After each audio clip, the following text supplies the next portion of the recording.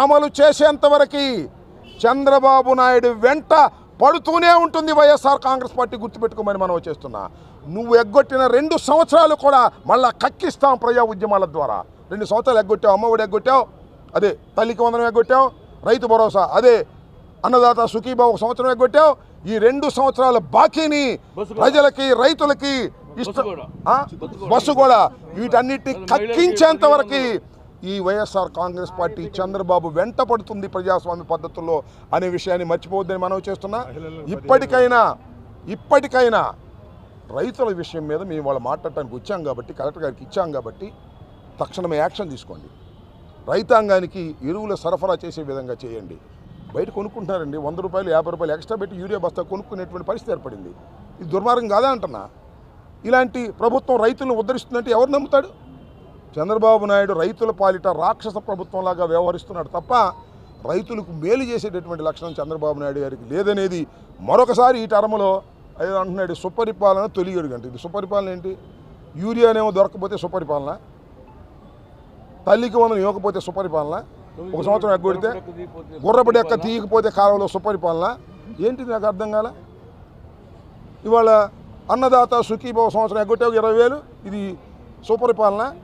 ఎవడు చెప్తాడు? నువ్వు ఉన్న డప్ప కొట్టుకోవడం తప్ప ఇది సుపరిపాలన కాదు, ఇది మోసపు పాలన అని ప్రజలు నిర్ణయించుకున్నారు. కాబట్టి తక్షణమే మేము ఇచ్చినటువంటి మెమోరాండం మీద ప్రభుత్వం యాక్షన్ తీసుకోవాలని మేము కోరుతున్నాం. యాక్షన్ తీసుకోకపోతే ఉద్యమ రూపంలో దీన్ని ముందుకు తీసుకువెళ్తామని కూడా ఈ సందర్భంగా చెప్పదచ్చు.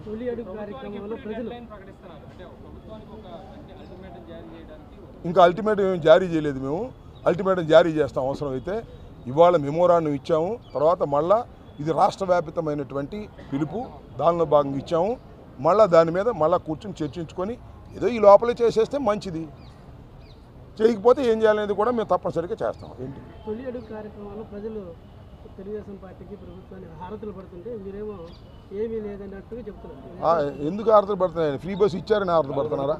ఆగాగా ఫోటో చూపించు కాదు, ఎందుకు అట్ట కాదు.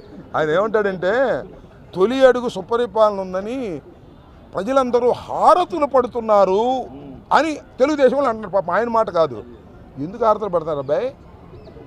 నిరుద్యోగ భృతి 3,000 ఇచ్చినందుకు హారతులు పడుతున్నారా? లేడీస్ అంతా ఫ్రీ బస్ ఎక్కి తిరుగుతున్నందుకు హారతులు పడుతున్నారా? లేకపోతే గ్యాస్ బండలు 3 ఇచ్చినందుకు హారతులు పడుతున్నారా? లేకపోతే అదేలే 3 లేకపోతే ఆగండి, లేకపోతే అన్నదాత సుఖీభవ 20,000 మొదటి సంవత్సరం ఎగ్గొట్టినందుకు ఇస్తున్నారా? లేకపోతే ఆడబిడ్డ నిధిని 15,000 చూసారు? ఒకసారి మీరు కొట్టి చూడండి.